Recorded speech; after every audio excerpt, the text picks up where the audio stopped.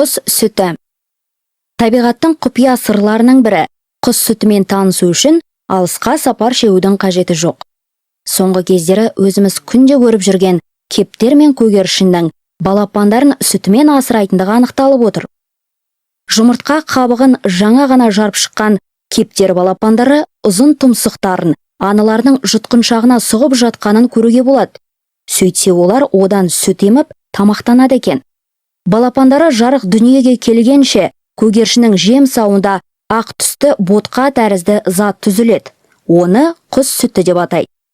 Үй көгершіндерінің жем сауынан сүт бөлінуі 18 күнге дейін созылады. Одан әрі өсіп келе жатқан балапандары басқа азық түрлерімен қоректенуге көшеді. Ал жабайы көгершіннің балапандарын сүтпен қоректендіру мерзімі ұзағырақ.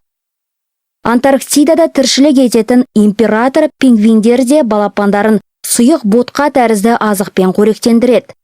Мұндай зат олардың өңеш пен қарын қабырғаларында жасалынады. Бұл құстың ерекшелігі қақаған Антарктида қысында өсіп өнеді.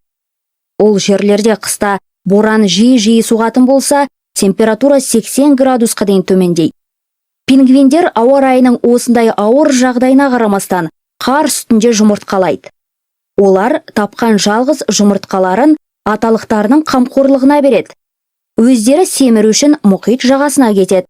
Ол жерде 2 айдай балық ұстап жеп, әбден семіреді. Одан кейін өздері тастап кеткен аталықтарына қайта оралады. Бұл кезде аталықтары балапандарын басып шығарады. Ал ана пингвиндер бұл уақытта қарындарын 1 килограммға жуық жартылай қорытылған балыққа толтырып келеді. Осы азықпен балапандарын 2 ай шамасында қоректендіреді. Пингвиннің жалғыз баласы 2 айда 1 килограммдай қоректі азық етіп, бірнеше килограмм салмақ қосады.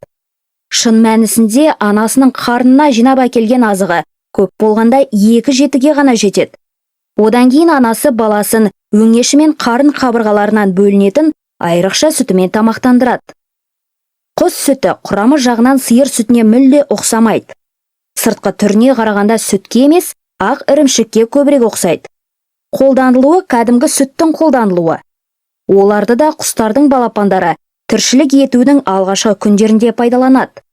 Соның нәтижесінде тез өсіп, өз бетімен қоректенетін дәрежеге жетеді.